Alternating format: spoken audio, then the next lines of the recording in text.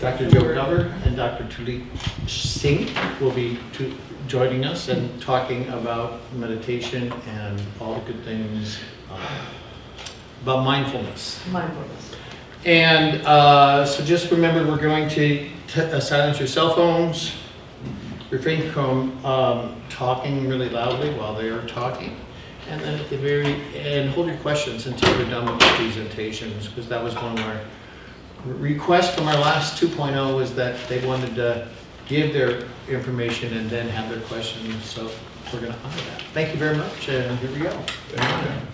Dr. Welcome everyone. I think everybody in this audience knows who I am, so I'm going to just skip the whole introduction and just launch right into my presentation. This is a presentation that I did right after Trump was elected. I noticed a real spike in anxiety and patients at the clinic. And I recognize, see a new face. I'm the director of the Scott Hines Mental Health Clinic at the LGBT Center. And so I was seeing a lot of anxiety that was related to what was happening politically. And I was asked to develop this presentation for the community. And I've done it several times now since then, and most recently for the California Commission on Aging, and then for HARP. And Jeff suggested that I do it here, because sadly it's still relevant. I'm going to just launch into it because I'm very aware of our time. And I want to show you a video at the end, which I think is very inspirational, and I want to end on that note. And it sort of follows along a lot of what Greg was saying this morning. I'm kind of echoing him. So, there are 3 different kinds of stress. There's acute stress, which all of us experience on a fairly regular basis. We are in situations that are stressful, and we have an acute moment of a sort of fight or flight, and it will cause us some emotional anxiety and maybe muscle problems, stomach, you get really nervous and your stomach kind of acts up, and elevated blood pressure, but it goes away. It's a fight or flight response, right? It becomes a little bit more problematic when it moves into episodic acute stress, which is when you have sort of a cycle of acute stressors, where you just go from one stressful situation to another stressful situation, and sometimes these are personalities that are referred to as type A, kind of very wound up kind of people, crisis junkies, people who tend to have a lot of anxiety. They may be diagnosed with generalized anxiety disorder, the little worry warts. They worry a lot, and so they tend to have a lot of frequent sort of cycles of acute stress. And it becomes more problematic when you have stress on that level. But the most damaging stress is what we call chronic stress. And this is when there are unrelenting demands and pressures that are really a result of trauma, where there are massive losses and a tremendous situational distress, a negative worldview emerges from that, and the person's physical and mental resources are just depleted, okay? And if someone's experiencing chronic stress over a long period of time, it can lead to suicidal ideation, to violence, and it can be increase the likelihood of strokes. Chronic stress is very bad, not good for us. Okay. Don't stress me out. That's right. Don't stress me out, right. So a few notes about stress and aging, okay? Because all of us in this room are aging, and I would like us all to be aging well. And stress will make that impossible. It's really essential to control stress as you're getting older, because the stress hormones that are kicking in every time you have an acute stress episode are linked with heart disease, high blood pressure, and they weaken your immune system. And if you're HIV positive, you're already starting with a weak immune system, so this is not a good thing. And just even if you're not, as you're aging, your immune system weakens, and so this becomes much more problematic, okay? So for older adults already at risk for illness, managing stress is essential to healthy aging. Okay. Over time, the brain loses ability to regulate hormone levels, okay? So older adults who worry, right, and catastrophize, are going to produce larger amounts of stress hormones, particularly cortisol, and it will last for longer in their brain. So whereas younger people can kind of bounce back from those acute stressful situations, even if they are episodic, if they're chronic stressors and they're occurring for people who are getting older, it's going to be more difficult to recoup from that in terms of your brain chemistry. Okay, the cortisol that's produced when you're in a fight, flight, freeze response mode will damage your hippocampus. And I just want to, just a quick caveat. There was a study that was done a few decades ago, and I remember I was at a conference, psychological convention, that was looking at this new research that had just come out on battered women. So these were women who were in chronic stress, severe violent domestic violence situations, and they had done MRIs of their brains, and you could see the excessive cortisol damage in the hippocampus.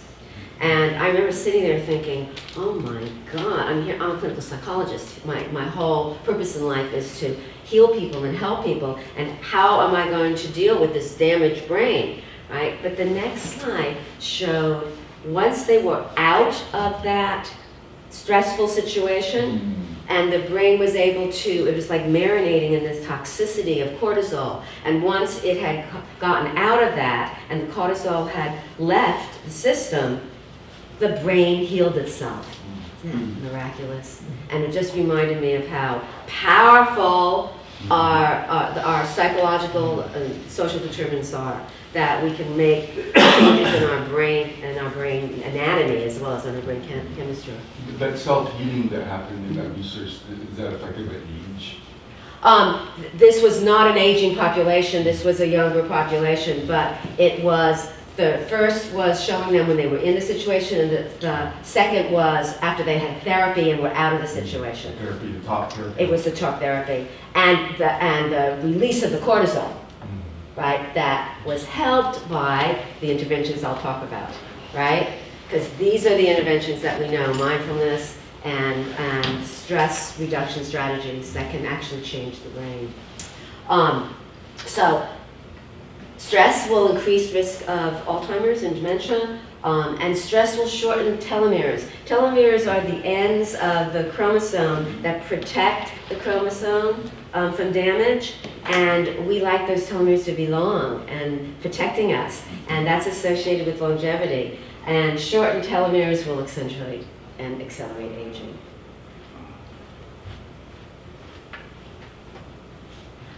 So this was done by the American Psychological Association, and it was a survey about stress in America, and I thought this was so interesting right after the elections, that not just Democrats, but Republicans also, the majority, were experiencing higher levels of stress that were directly related to our political climate. And there's it's kind of broken down here, but overall, more than half of Americans were feeling an increase in stress that jumped from 4.8 to 5.1, and I can only imagine what it's like now. Okay, so here are some colleagues who were texting me. Bracing for roller coaster day of Trump trauma. Translating impact of proposed changes and unimaginable changes to clients in high society and high anxiety. I mean, just people who are already feeling anxious, then, you know, having to deal with what's happening in our government with so much uncertainty is just exacerbating the anxiety. And this some reason, I don't know why this slide, they cut off. I don't know why it's doing that. But anyway, no, I can't. I have to get my glasses out because I can't see what I just did. Okay, it's cutting off the end, and I don't know why. Okay, there it is. Okay. So this was written fairly recently, and I'll just read it out for you. As a psychotherapist, I hope you make use of psychological services if needed, because millions of us, not just those like yourselves who are unfairly targeted, are suffering from escalating vilification of our free press, of subgroups among us, and of democracy itself. Trump anxiety syndrome is a real thing. The misery index has been rising for over half the nation since the day he announced his presidency. So it's a real thing, this anxiety that's due to our current political climate. This was in the New Yorker. My desire to be well informed is currently at odds with my desire to remain sane. So it's like, how are we going to balance our need to know with feelings of overwhelm by just being inundated? So what to do? Okay. And I'm going to offer just a few different ideas for coping with the stress that's caused from our current political climate. Dr. Singh's going to talk a lot focused on mindfulness and real detail, so I'm just going to skip that one. I think that it's very important to set personal boundaries around how much media consumption you engage in, because you can kind of become a news junkie and it can become really very, very stressful and overwhelming. So it's important to kind of regulate that. It's important to be inspired, to do visualizations, to picture a world that you want to create, that you want to live in, and hold on to that. That's a very healing antidote to stress. So it's important to remember that when it looks very bleak, there's also a vision we're moving towards. I like to say, keep your eyes on the prize. Engage in pleasurable activities that will distract you, things that you enjoy doing, that bring joy to your life. That's very important. And accentuate the positive. Remind yourself that there's still a great deal to be grateful for. The gratitude journals are a wonderful exercise in doing that. It's important to regain a sense of power, right, and control. So whatever you can do, no matter how little, if it's to sign a petition, to march, to show up and support other people as an ally, whatever it is that you do, and it doesn't matter how big or small, if it makes you feel like you're doing something, that's the self-efficacy that's so important. And establishing a sense of community with like-minded people, which is what we're doing today, and is what Greg talked about this morning, which is why it's so important, because it's how we control and manage our stress, and it's how we thrive, right? Maintaining family and friends and social support, and being an ally to those who feel unsafe. We're not the only marginalized community that's being targeted right now, and it's extremely important that we reach out as allies to others and form those coalitions that will make a difference.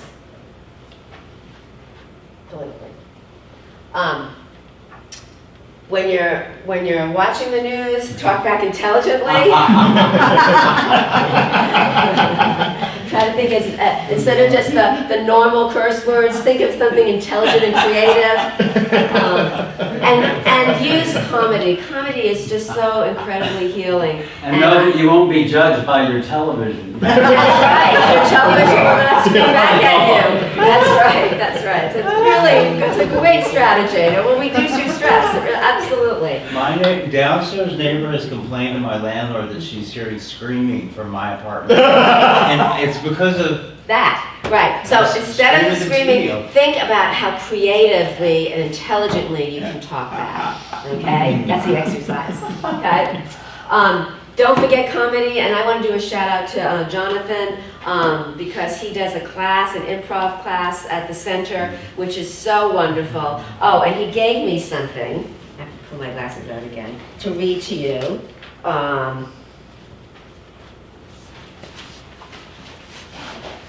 In life, we are safe, sane, and secure. But in improv, we are naughty, risky, and dangerous.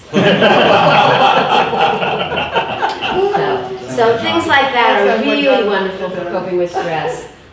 Stimulate your mind, try something new, learn something new. Sleep is so important. Having good sleep hygiene is, it's not only is it essential for aging well, but it's essential for health overall, and it is necessary to manage your stress.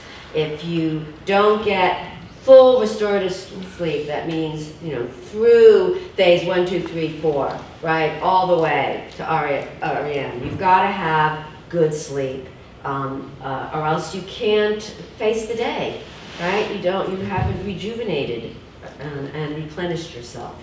And maintaining a positive outlook is very important. And I want to just say one thing about this. In psychology, we use a term called negative filtering. And it's a distorted thinking pattern where we filter out all the positive and we just focus in on the negative. So this would be if I was looking at a picture, right? And there was garbage. And I just zeroed in, like the whole screen was just the garbage, right? But if I could zoom out, right, what I would see is that there is garbage there. But behind the garbage is this lovely little house, and there's this beautiful rose garden, and there's a tree, and there's mountains, and there's sun. And really, there's a lot of loveliness in the picture, right? It's just that I have zeroed in on the garbage. So it's not to say that we ignore the garbage or we deny that the garbage is there. We acknowledge there's garbage, but it is not the whole picture, right? And that's what I mean when I say maintain the positive outlook. Keep it in a balanced perspective, okay? Yes, there's a lot of terrible things happening in the world today, but there's also positive things too. Okay. These are all the various agencies and organizations that are working really hard to make positive change in our current political climate. And there's also all of the work that we do with HIV and aging, and I just encourage everybody to get involved because it's your advocacy that is going to make you feel empowered. It's going to actually reduce your stress, and it's going to collectively, over time, make a difference. So I want to leave you with this. Hopefully it will play. I found this really So they gave me inspirational. 5 minutes. Like 5 minutes for all that's been going on. I could write a book with footnotes. Oh, So here's a book, footnotes and all. Chapter 1. It was a dark and stormy night. Really dark, really stormy, very confusing and upsetting. Chapter 2. That night was followed by a lot of feelings: shock, sadness, fear, anger, alienation, and more. Chapter 3, then it got worse. A huge increase in hate crimes and harassment all over the country. Footnote, Anti-Defamation League, Southern Poverty Law Center. Chapter 4, we started to make sense of what was going on. History is not a smooth curve, steadily moving toward progress. It goes up and down. Footnote, just about any historian. The arc of the moral universe is long, but it bends toward justice. Dr. Martin Luther King. In 1992, Colorado voters voted legalized discrimination against LGBT people in the state. LGBT people were hit with all those feelings I talked about back in Chapter 3. But that awful amendment was the pathway to all the gains that the queer and trans movements have made since 1992.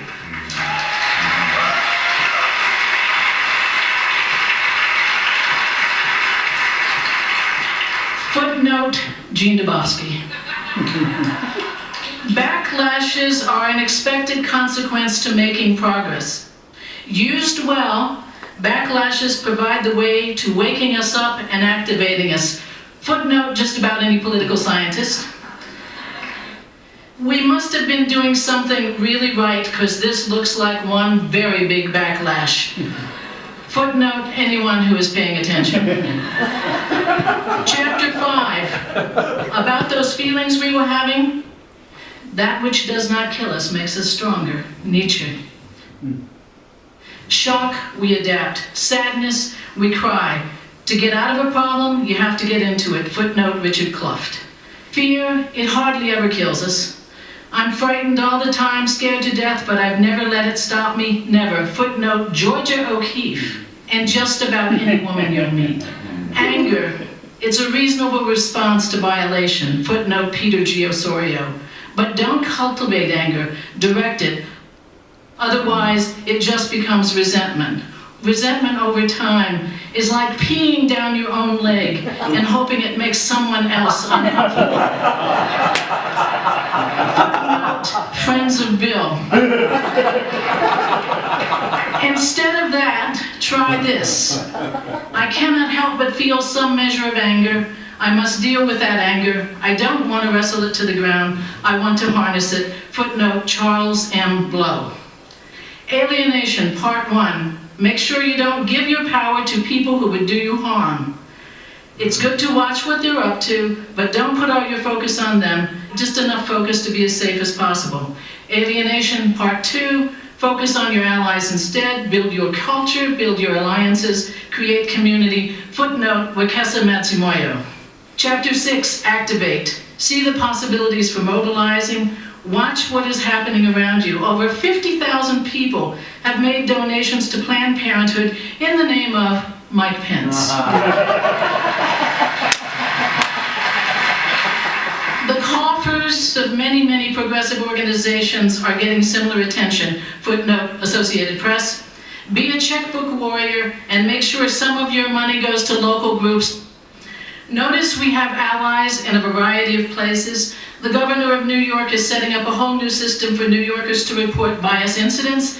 He also is starting a legal defense fund for immigrants who need legal assistance. Footnote, CNN.com.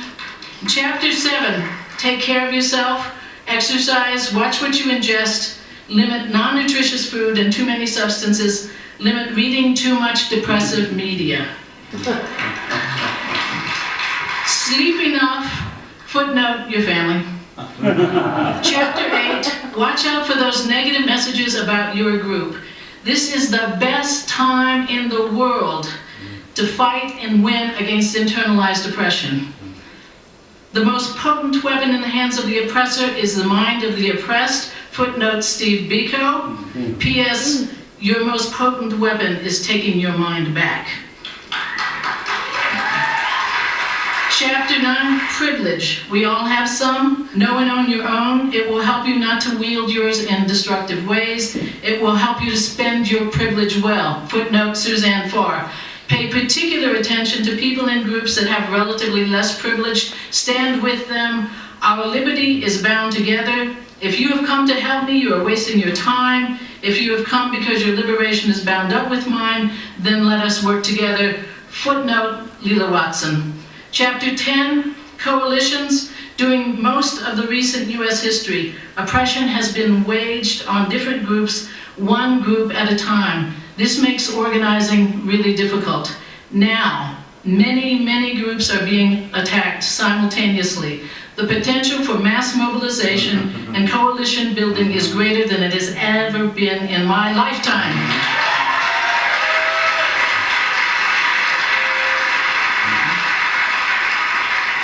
The message of that, seize the moment. Footnote, we all know this.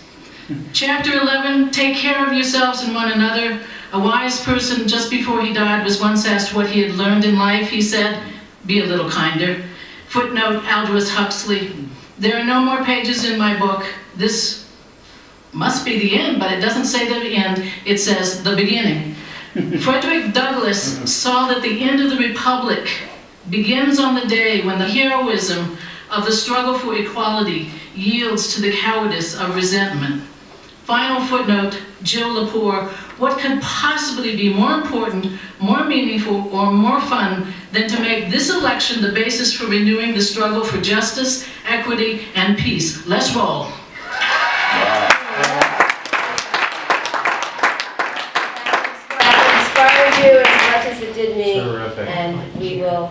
turn it over now to Dr. Singh, who will tell us all about mindfulness. All right, thank you everyone for being here. And I'm just gonna take what wonderful information that Jill gave us about stress and take it to the next level where, okay, now we know that we are stressed. What do we do about it? Show of hands, how many of us are stressed? You, my friend, I need to talk to you. How? Okay. He does mindfulness. Oh, great. So my talk is going to, okay, I don't know. I thought everybody knows me, but I'm Dr. Singh. I work at Desert Age Project as an infectious disease specialist. And my talk is going to focus on mindfulness, which is a type of meditation.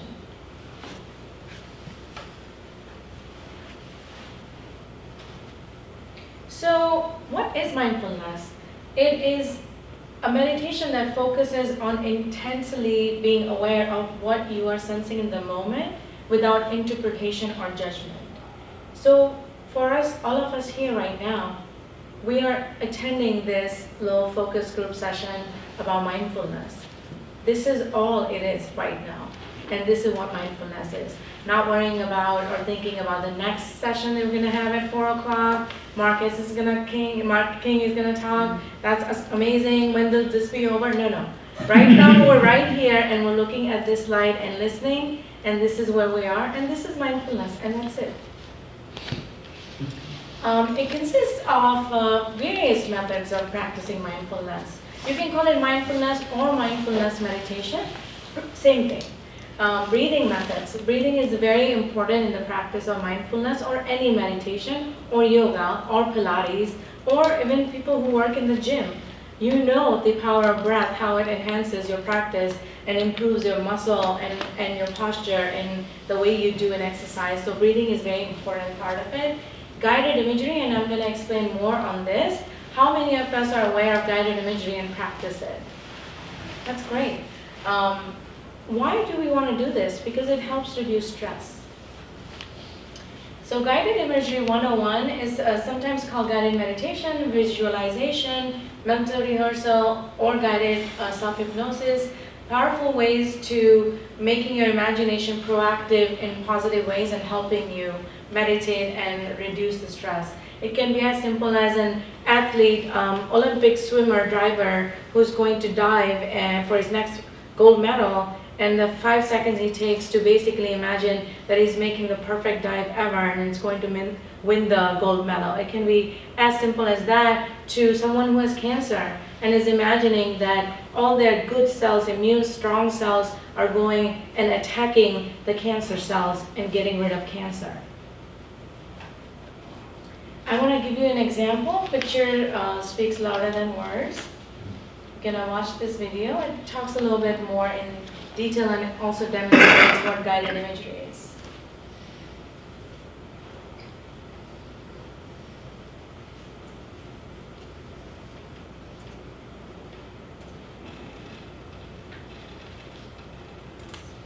We get a lot of questions about guided imagery. So I'm just going to address some of the things people ask us the most. So guided imagery is a kind of deliberate, directed daydreaming. It's a form of meditation. It's also a form of hypnosis, but it's more specific. Those other terms are more umbrella-like. And it's a way of sending appealing messages to the whole being, mind, body, spirit. And in fact, the process of doing guided imagery kind of coheres mind, body, and spirit and gets the whole person behind their intention to do whatever it is they want to do.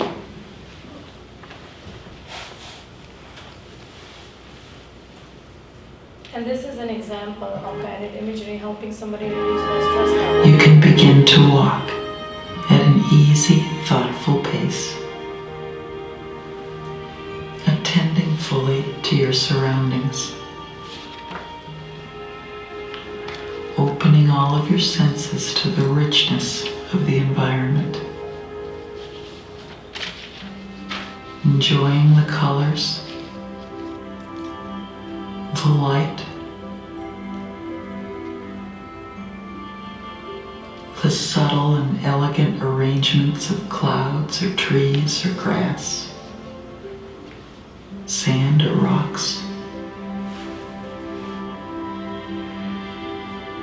and noticing the play of the way things move in light and shadow,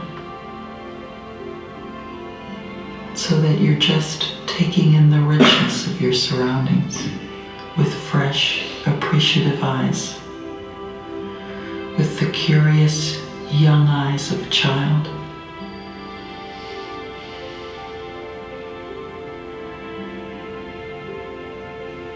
Continuing to be aware of your breathing in and out, and perhaps even hearing yourself inhale and exhale as you walk along.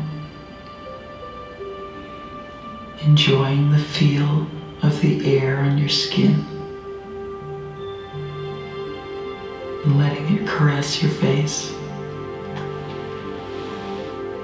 As you smell all the fragrances wafting into you,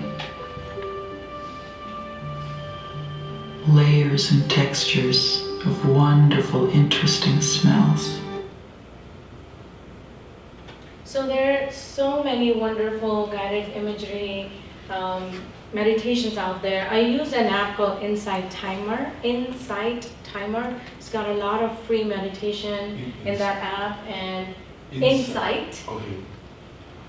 Got it. Timer, 2 different words. So what not to do, and Jill touched upon this, planning, problem solving, thinking negatively, negative daydreaming, oh my god, what's going to happen? I think I'm going to fail my boards. I don't know if I'm going to get that job. Why am I even trying this? I look horrible today.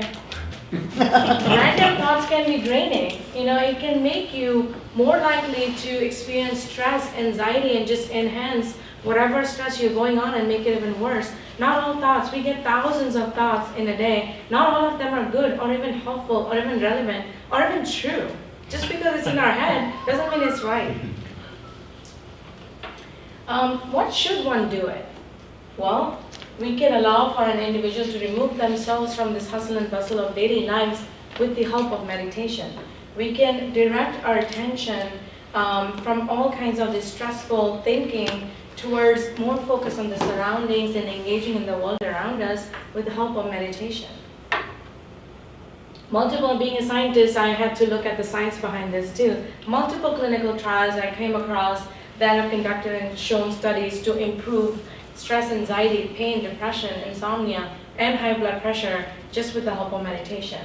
Negative health counts are drastically reduced. Preliminary research also indicates that meditation can help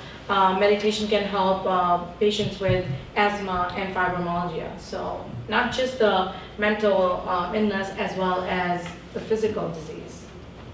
And individually it can enhance your experience with thoughts and emotions with greater balance and acceptance. Sometimes there are certain things that we don't like or we necessarily don't want in our life, but meditation will allow us to be able to accept it and cope with that stress in a more meaningful way. And it also a job, especially most of the people who work are always experiencing burnout. Doing meditation every day improves the attention, decreases job burnout, improves sleep, and even diabetes control.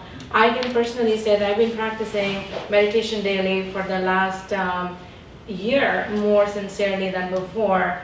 And I have seen a lot of improvement in my stress and how my daily day goes, and I don't get stressed about like, oh my god, I got 18 patients on my schedule, and it's you know what, one patient at a time.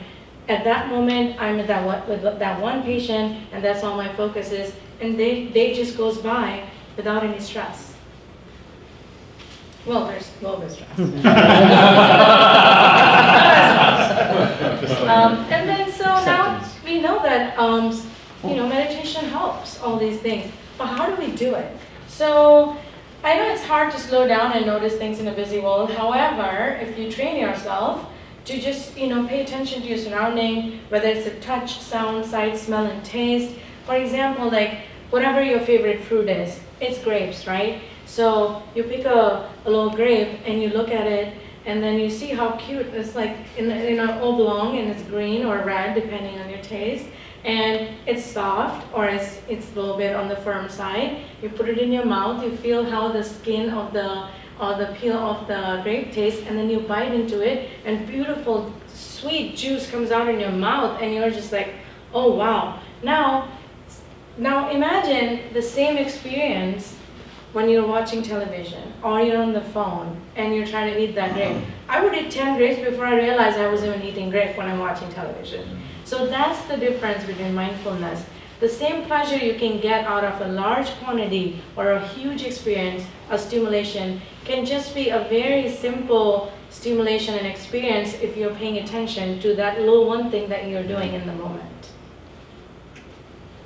So living in the moment is the basic concept of practicing mindfulness, finding joy in simple pleasures, and accepting yourself. How many of us are so hard on ourselves? Like, I'm not good enough, I'm not smart enough, I'm not rich enough, she has better shoes than I have. Whatever is going on, That's right? a crisis. Treat yourself with the same way you would treat a good friend.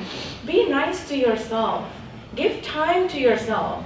Allow yourself to experience meditation, mindfulness, being in the moment. Stop rushing ourselves to go to the next thing all the time. Just stop and just relax and just be in the moment. So I'm going to actually demonstrate how we do meditation instead of just talking on the slide. So if you could all just sit very comfortably in your chair and just straight back, just relaxed. Try not to have your shoulders up to your ears. Intentionally try to get your shoulders down. We tend to work all day with our shoulders like that, hunched up, like if we let our shoulders go, something will go away. No, just relax. Close your eyes. I feel better when I close my eyes. I'm able to focus better. Put your hands gently on the thigh, both your palms facing downwards towards the thigh. Just relax and just be right here. We're not gonna be anywhere. We're in this room right now.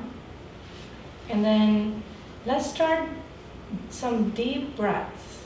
My general rule is 4 seconds of inhale, 2 seconds up there, just waiting to exhale, and then 8 seconds spending to exhale.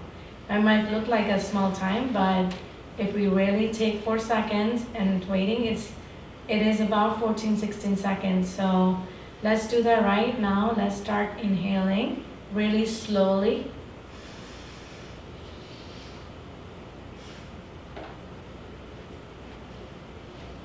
Let's start the exhale even slowly.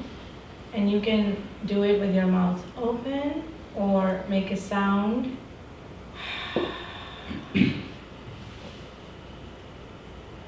Let's inhale again.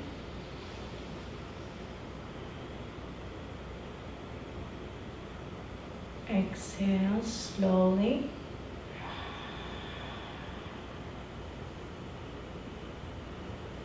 Inhale again.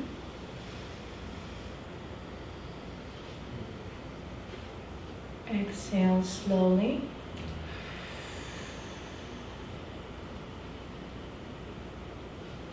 You can slowly, gently open your eyes. Look around the room. Look at each other, make eye contact, smile maybe. And that's it. This is it. This is the breathing. That's it. You can do it on a chair. Some people like Shavasana in yoga, they're just like lying like that, just, grounded with Mother Earth. Some people like to do walking meditation, Jill talked about, and also in the video, just, in your backyard, just bare feet. Bare feet is important, have the connection with Earth, and just walk on the turf, on the grass. I don't have real grass, I have fake grass, but that works fine. I feel the grass, I feel the pool tiles. I walk with my cat. She sometimes follows, sometimes she just goes on the other way, cats. But it's nice. Just doing that in the morning just gets me ready for the day. Even 1 minute of this deep breathing when you're stressed out, anxious, depressed, having pain, exacerbation, can't sleep, just deep breathe and it will bring you back to the center and help you deal with whatever's going on a little bit better. Body scan meditation, this is also one type of meditation I do a lot. You can start with your head to toe and basically feel every area of the body, what your sensations you're having, and just notice it and accept it and then move to the next level. I usually do from toes to head. I feel my toes, how my toes are feeling, legs, knees. Ooh, I didn't notice I had a little pain in my left knee. Okay, well, notice. Go up, thighs are good. Sacral area, the chakras. How many people know about the chakras? 7 chakras? Yes. You know, try opening your chakras. Just pay attention to sacral chakra, go up.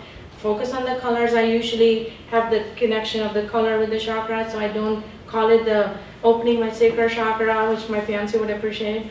But it's more like, okay, now my orange is in light, and then you move up to red, and then green, and the heart, and then end up with your crown chakra, the third eye, and then just open your eyes and you'll experience just relaxation and full awareness of your body, and you'll discover things about your body that you were not paying attention to, because we're going to the next bit, right? Sitting meditation, that's my favorite. I always do that. It's convenient, it's quick. I don't have to do the setup, although I have the whole yoga mat and chair setup from Chopra Center, but I like to do my quick one at the hospital, at the clinic. Around noon to 1, I will try to take a little break and do a little meditation before I start my second session at 1 o'clock.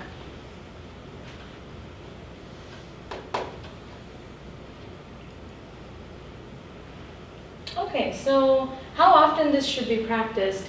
So I say to create any good habit, right? We have to do it daily. So find 20 minutes daily to do this, and then do it for 6 months, and then it becomes your lifestyle. And then it won't be an effort to it's time for my meditation again. It will be like you will want to do it. Your body will tell you, your mind will tell you to do it. Do it for 6 months and it will become a lifelong habit. And the benefits of meditation are ginormous. I mean, there's so much data out there that it actually changes your brain synapses as well as structure, anatomic structure. And like Jill mentioned about the hippocampal, it also reduces what I call the amygdala hijack. So I don't know if you guys have experienced when you're in an argument today or in an anger situation where there's a point where you realize that, shoot, I shouldn't be saying this, but you know what, I'm gonna say it, right? that reactionary phase, that you can't even control, which is like a point where the brain is like not in our control and we're in control of brain in a tense situation, You can control that when you meditate. You can control your brain. Can you imagine how powerful we will be if we can control our own brains and tell it what to do and not the other way? Not especially helpful for patients suffering with anxiety, depression, anybody actually. But especially, what is anxiety? It's the brain telling you, and your body is reacting to that stress because you can't really control it. So you start with a small, and then just becomes like just rolling, and becomes like this huge rolling stone, not actually gathering moss, and becomes like a huge thing. And now you're having like a huge episode of anxiety and getting admitted to the psych unit. Well, you could have nipped that in the bud. As soon as you got that first trigger, you were like, let me take time out, let me meditate on this, no pun intended, and let me see how I can deal with this. That is possible. Multiple data, research has shown that people improve their anxiety and depression levels and better sleeps as well. Sleep is very important for mental health. One question. Yes. Could you spell that amygdala hijack? Yes, AMYGDLA. Amygdala. Amygdala. Okay. Hijack. It's a part. Thank DLA. you. AMYGDLA. AMYGDALA. Got it. ALA. Got it. I'm Indian, so my pronunciation is. Sorry, it came up. Thank you. Amygdala hijack, yes. So think of it as a commitment to reconnecting with and nurturing yourself. You can give yourself those 20 minutes every day, and then this becomes part of your lifestyle. Thank you very much. Any questions? We were happy to answer some questions if you guys have. we made a point on our second presentation to speed it up a little bit and Yes. leave out a couple of stories Yeah. so that we would have plenty of time for questions.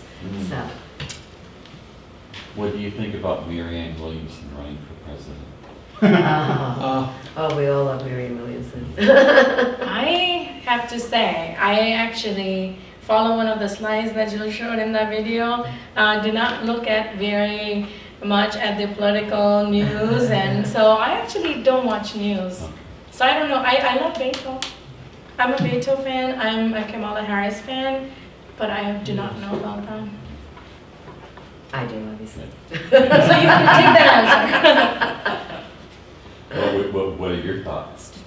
I think Marianne Williamson has a lot to offer, and I liken her very much to Louise Hayes, who was so important to me back in the 80s. So I love all of that work. And you know, all of that work comes from a foundation that resonates very strongly with me because I'm a cognitive behavioral therapist, and my orientation is all about our thoughts will create our mood, which will lead to specific behaviors.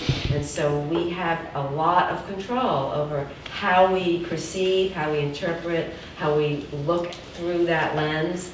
And when we change how we think, we change how we feel and how we act. Change your mind, change your life. Exactly, exactly. So that's where that comes from. And to the same point, I wanted to definitely, stress this point that the thoughts that we have in our head, a lot of them are not true or relevant or helpful. So don't consider every thought that comes to your head as like, I gotta act on it. I just got a thought. No, it's just a thought. Yeah, It's fact- just the brain's That's like way of just communicating with you. You don't have to listen. It's like a really chatty friend who's just talking, and you're like, can I? Exactly. Just don't listen to the chatter as always. Take the good ones and ignore. Actually, no, we can't say ignore in mindfulness, but notice them and then move on to the ones that are actually going to be beneficial. And I would say that we have many thoughts, as Dr. Singh said, thousands of automatic thoughts, and we all experience distortions in our thinking, right? Faulty thinking. And at the moment it might appear or feel real, right? But we haven't really examined whether this is introjected, this is something we've just learned and swallowed whole, and haven't really critically examined its truthfulness, its accuracy, its validity, right? And once we're able to do that, we will recognize that there are distorted thinking patterns that we all fall into.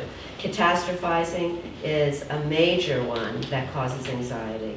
Negative filtering is one that causes depression.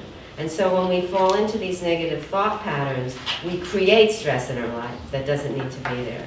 And once we're able to identify, catch it, right, and mindfulness helps us do that, right, along with other techniques that are tools that we use to identify the thoughts, change them. All right. I gave up watching Rachel and Brian Williams and all those, and after that, I slept a lot better. Yes, parameters around media consumption. I'm the opposite. I have to watch Rachel to get me inspired, and she energizes me But see, But her shows- inspirational.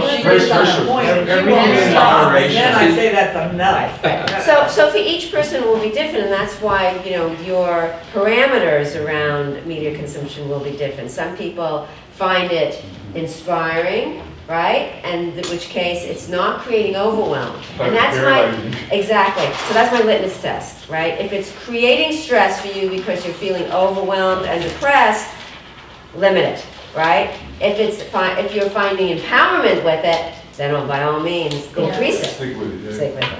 All right, so we have a few minutes just before we have to be downstairs. So if you have any private questions for the doctors, please feel free to ask. If you would fill out your evals, I want to thank both Dr. Singh for being with us.